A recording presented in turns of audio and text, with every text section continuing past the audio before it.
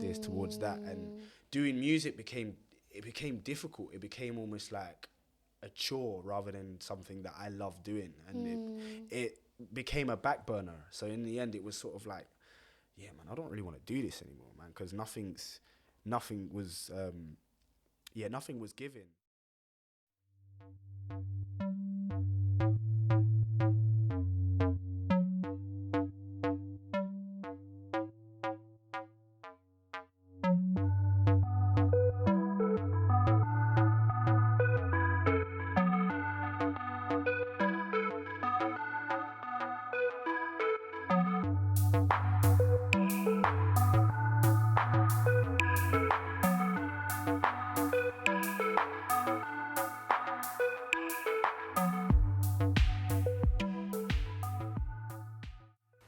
Hi, and welcome to Swill and Tattle with Taffy G. It's yours truly, the host. Yo, what's good, people? It's your boy AV, aka Shadow Master. Still your girl in the night. No booze, no scares, no frights. Hit up the hotline. Ring, you done know the ting. Today, I'm here doing Swill and Tattle with TJ. You get me? Locked in. It's gonna be lit. Right now, Omillie and AV Midnight Creep out on GRM Daily. Currently on 112k views. Make sure you guys go run that out on all platforms as well. 4on4 XAV 2 Minds out right now on all platforms. We've got more music to come, more things in the bag. Yes, stay locked in.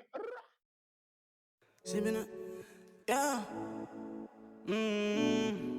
yeah,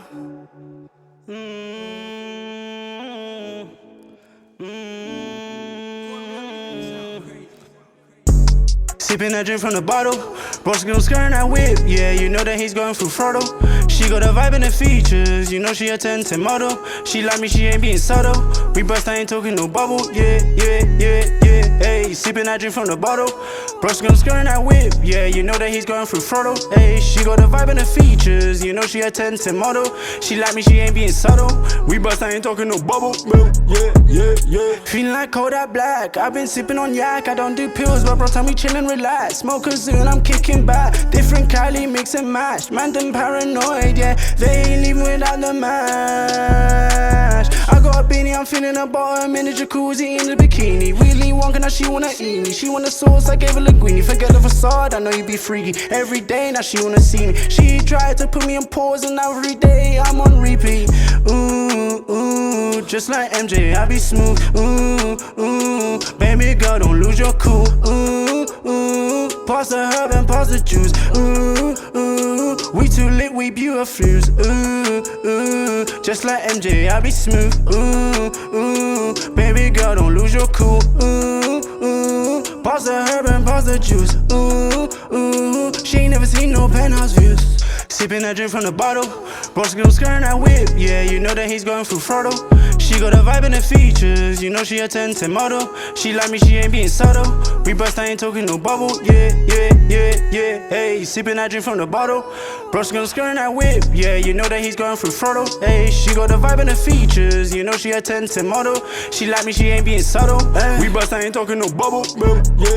We got the drinks, we got the cards, I got game. Strip poker, she tryna read my face like a book, cause she want me to poke her. She laughing like Harley Quinn, ha, she call me the Joker. If you sit on my lap, girl, I ain't gonna lie, you might feel a boner. She knows when I'm inside, I give her energies. Got a shot, cruise a line when I'm in between. Ski for the beach, she asking me where I'm going, she know I'm serving fiends. I remember me and bro, yeah, had nothing to eat. I want the boogers and I want the ice. Go to the shop and I ask for the price. If you're a family, you know that you nice.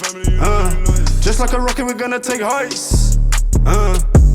Sipping that drink from the bottle, bro's gon' skirting that whip. Yeah, you know that he's going through throttle. She got a vibe and the features, you know she a 10-10 model. She like me, she ain't being subtle.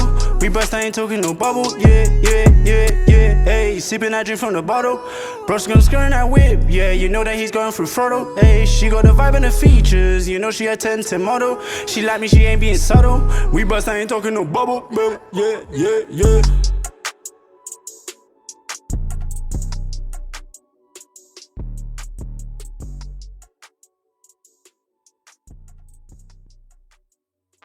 Do you want to tell us your story?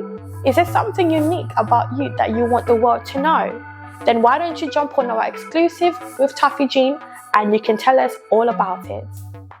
Hi and welcome to Swill and Tattle with Tuffy Jean. Well, today we have an amazing special guest called AV. Well, he has recently dropped a song called Midnight Creep with Omillie on Gram Daily, and this song has hit over 100k views. Wow, without further ado, here is AV. Hi. Hey, what's good, man? I'm fine, thank you. Welcome to the show. Thank you for having me, man. I appreciate it. Amazing. So while we are talking about Midnight Creep, I want to know a little bit more about that. Okay, so Midnight Creep, I'll tell you how it started. So I was at work. Me and my bro Omillie was at work, so we was doing groundworks construction. He was on our lunch break. He just threw on a beat. He threw on a Midnight Creep beat, and then I don't know, out of nowhere, all you hear is "Make me creep in the middle of the night," and then that was it. And then he was like, because I had no phone at the time. Yeah. He was like, "Yo, bro, you gotta remember that." So I was constantly the whole day like trying to remember it.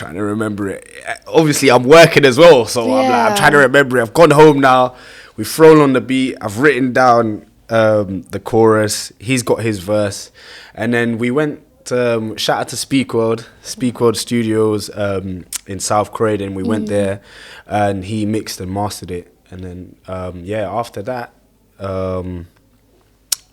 we just sat on the track for ages. And then we ended up got the chance to perform at O2 Islington. Shout out to Pink Diamond, because she was the one that got me involved in that. But shout out to Sandy Bogle.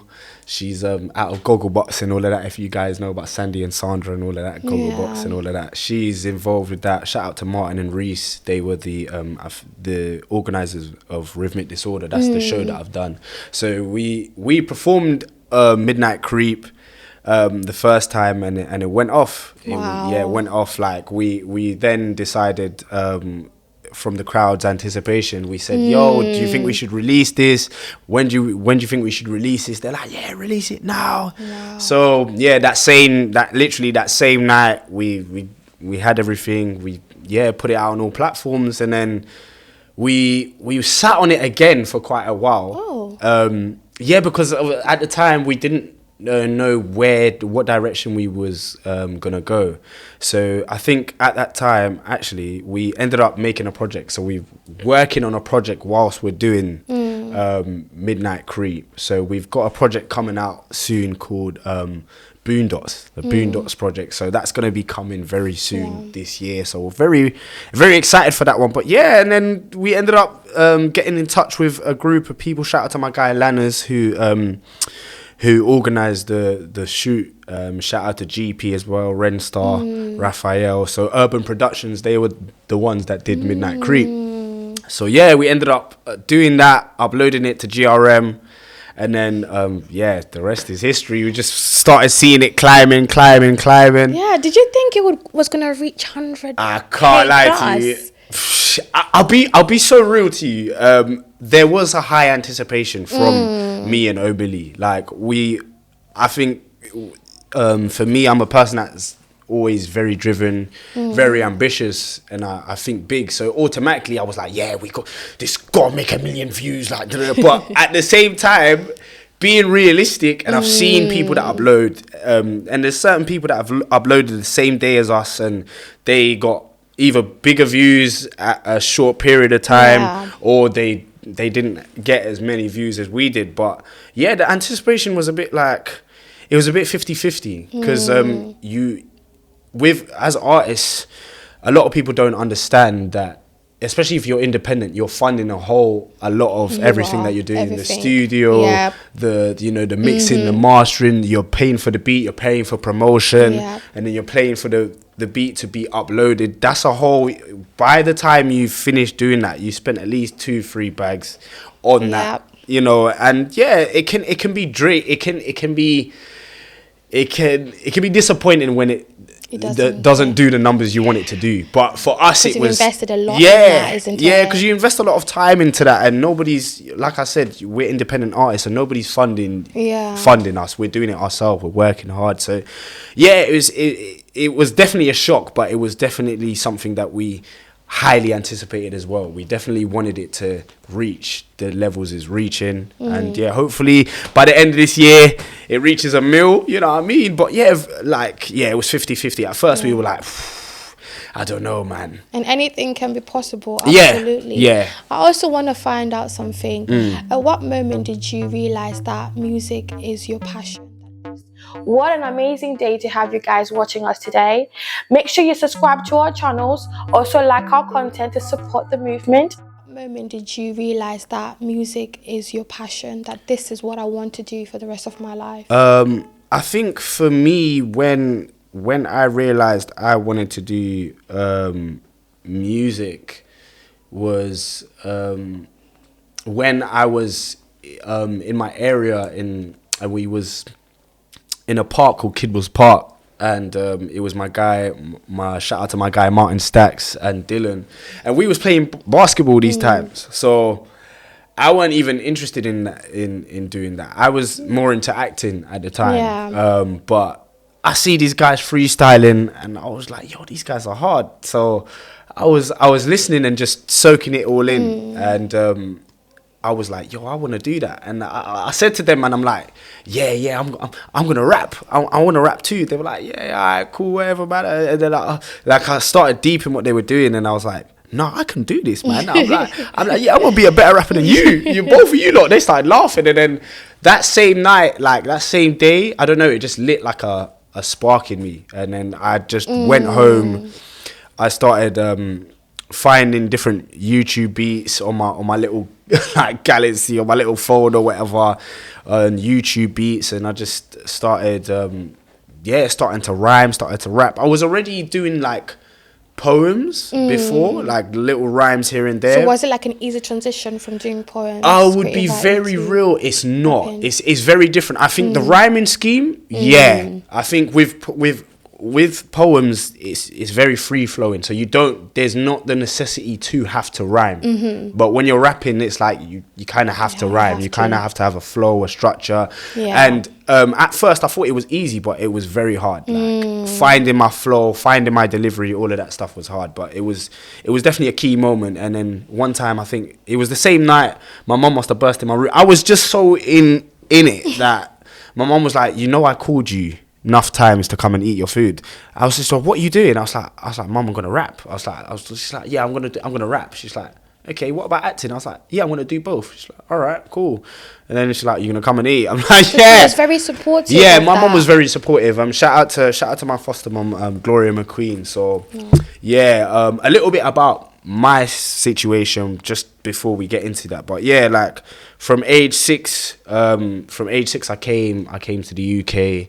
From age 7 to from 7 I got fostered. I was domestically abused by my auntie, so that's why I went into foster care. And then from there for 2 years I lived with the Deans, this white family. So that was different, coming from South Africa, coming from a whole different dynamic, and then you're going into a whole white household. How was that for you? Do you know what? For me, at first, it was, I can't lie, it was a bit scary for me, because it was the first time that I realized that like I was on my own. Like it was just me. There's no other family members. It's just me. Do you know what I mean? Obviously, but it was exciting. It was different. It was definitely a cultural shift, because the way we do things in our culture is very different to how they do things, and it was very free. Like for example, they would tell me like, okay, cool, like, oh, you can just go in the fridge and help yourself. I'm like, huh? In our culture, you have to ask. You know what I'm saying? So like, it was certain things like that. That was definitely different. But then from age 9 to 19, my mum, my foster mum, Gloria McQueen, she was the one that really like harnessed me, honed me in, and took me in, and really like showed me the love that I was missing at the time. And she was the one that saw my talent. So I think it was Saturday, because every Saturday we do clean up. So I was either cleaning with the broom or something, getting gas, listening to Motown. You know what I'm saying? Yes, I was listening to, big up to Momsy, because she was always playing Motown and all the different music, hip hop, R&B, all the, well, not necessarily hip hop, but R&B and different genres. So she was the one that saw the talent in me and sort of pushed me to do acting and music and all of that. So yeah, big ups to Mumsy still. So I just want to know, what keeps you grounded in the midst of your highs and lows? I have to say the Most High, like God is a very, very, very prominent thing in my life, the Most High, because there's been times where I myself didn't necessarily have the faith, or I felt myself having a shift, but there was something spiritually, the Most High Yah was keeping me there. So, you know, I think the Most High, my family, is what really keeps me grounded, and just that pure belief in myself and what I know I can do.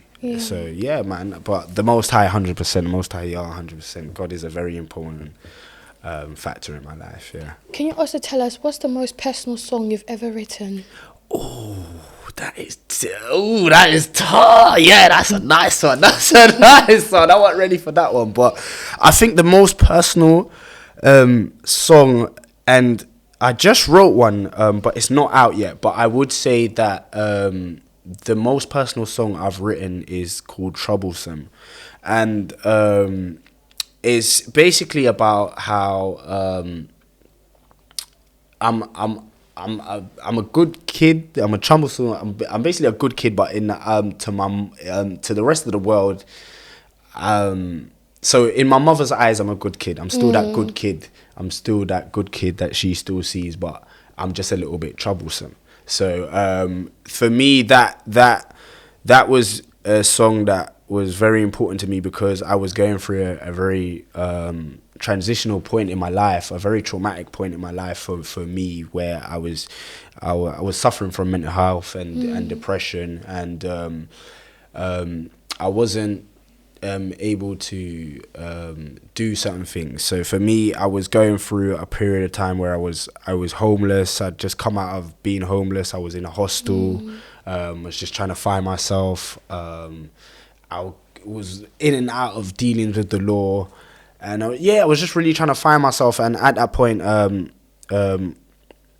was also a dad. So you know, I'm still a dad, but at the time, it was very early stages in me and my son's mom's relationship, where we wasn't seeing eye to eye, and I wasn't getting to see my son. So that was a very crucial point. And Troublesome was a song that, I don't know, I found the beat and it just spoke to me, and it was just me just speaking in my truest form about a friend and just betrayal, and just all those different factors, me not seeing my son, and just how the expectations of certain women, you know what I mean, how they expect you to treat them like a queen, but you're acting a very different to how you're supposed to be acting, you know what I'm saying? That's one thing I love about music, the fact that you can actually express everything you feel onto a tape. Is absolutely amazing, because that can also help someone else out there, you know, that might be going through the same thing, and then it's in a way, it's I'm also going through this as well, so it's relatable, isn't it? 100%. So is there any artist, whether in the UK or in America, that you would like to collaborate with? I can't lie, definitely I would love to, from the UK, I would definitely love to work with Dave, Skepta, Young Fume. I would love to work with Nines, but my man's retired. I'm getting you out of retirement, big man. Yeah, wherever I'm getting you out of retirement, Nines. Yeah, Scraps. Who else? Rimsey, Potter Paper, Wretch 32. I think, and then from the American side, I would say Chris Brown. He's definitely a cold artist for me. Young Dolph. He's gone now. R.I.P. Young Dolph. But who else? Kendrick Lamar. I wouldn't mind Rihanna. Do you know what I mean? Like, so that's loads quite of a big list, isn't it? Yeah. But when loads of I different asked you, you artists. mentioned Dave first. Yeah. Why Dave? Why is it at the top of your list? I feel like Dave is just, for me, he's like one of the elite rappers in the UK from, I feel like, in my generation, in terms of, because I'm 28, so I feel like we grew up at this around about the same age, so he's like a lot of the stuff he's talking about and how he thinks and how he raps is very much how I am as a core hardcore fan of hip hop. So I'm a student of hip hop at the end of the day. Do you know what I mean? And I think from the UK, he definitely stands out as a top lyricist, and I feel like you can definitely put him in a box outside of the UK, because I feel like with the UK, the problem we have, I feel like we're always trying to compare. Always, constantly. You know what I'm saying? But I feel like Dave is one of those elite rappers that you can put him against. You can put him against American artists, and he stands his ground as he has done. So where do you see yourself in the next 5 years? Do you know what? I can't lie. For the next 5 years, I see myself touring the world. Do you know what I'm saying? Doing different tour in the UK. I see myself opening up different businesses. I see myself working with various different artists, also opening up doors and opportunities for young artists and all different type of creatives. Also, just being much more active in my community. I feel like, especially for our culture, I feel like that's something that I'm very much about my people. I'm very much about self-liberation and you know what I'm saying, spirituality and everybody being of their higher self. So I feel like creating economical structure, political structure, I feel like that's something as a people, my mum always told me, in order to love everybody else, you have to love yourself. Do you know what I'm saying? Absolutely. And that I feel like that starts within. And I feel like as a people, we have to, heal. We have to heal first and foremost. Work on each other to heal, and then we can talk about economical and political structure and just that's all true. that stuff. But that's where my main goal is. My main goal is to really do the mission of the Most High Yah and bring our people back to the Most High and just be who we are, like kings and queens, but at the same time, touring the world, building up businesses, all that stuff, man. Yeah. Like I always say, always possible. Yes. Yeah, man. Just stay focused Always. and keep pushing. Yeah, man. If you could have a conversation with your younger self, what advice would you give him? I would say trust yourself and that gut feeling that you have. Trust yourself, love yourself, pour into yourself. You know what I'm saying? The same way you pour into others, pour into yourself. You know what I'm saying? And I found myself doing that for others a lot more. And then when it came time to pour into myself, there was hardly anything to pour it back into. So I feel like it's important to, pour back into yourself. Always keep the Most High with you. You know what I'm saying? And that's it, man. Respect yourself, love yourself, stay focused, stay dedicated. Put the Most High first, and all things are possible, man. This is the last question. I want you to tell me a moment where you doubted yourself musically and overcame it.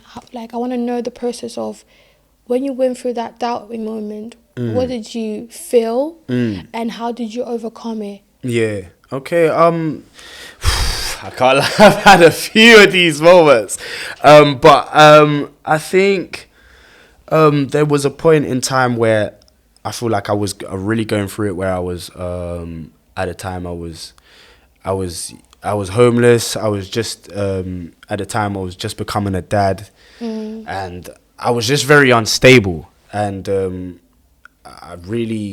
my focus at the time, everybody was pushing me to do music, and it just wasn't given at the time. And it was like, I have real life issues to focus on. I don't have a roof over my head. You know what I'm saying? I'm sleeping on my brethren's sofa.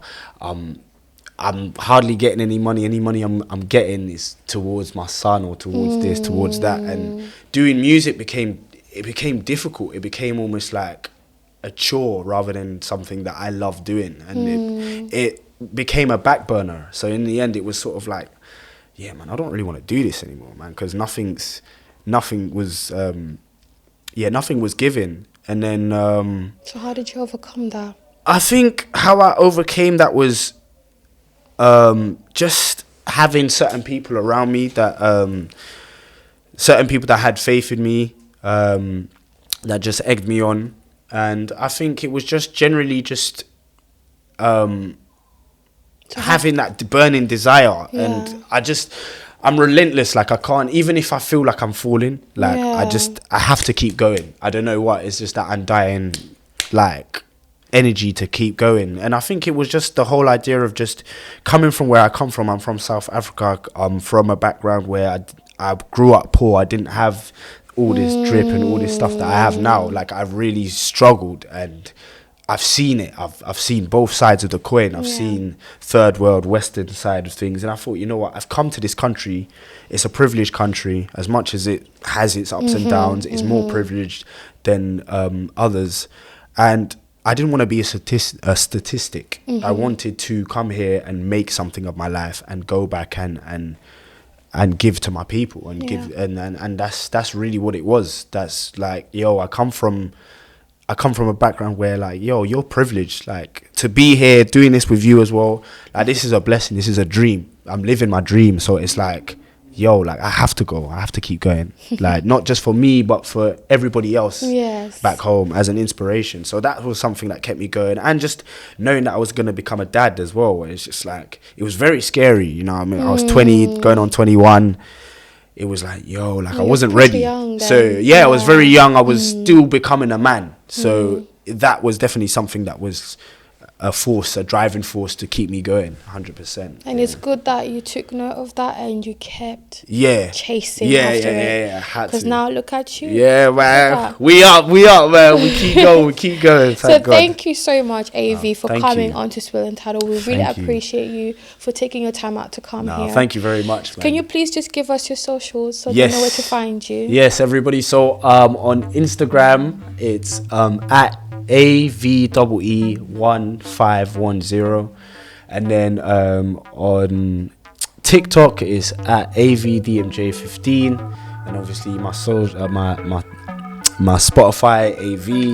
Obviously, if you guys want to check out the song Omillie x AV Midnight Creep, out right now on all platforms, out on GRM. Also got another track out, an R&B track as well. So I'm very versatile, guys. So if you don't like the dancehall flex, you got some R&B for you. So shout out 404 x AV 2 Minds. Yeah, man, a lot more coming. Yeah, that's me. Thank you very much. Thank you, man. Thank you for having me. So guys, that was AV. Make sure you follow his social media platforms. If you like this video, make sure you subscribe. Till next time, Swill and Tattle with Taffy Jean. Goodbye. Did you like that video? Don't forget to click the like button and share it with family and friends.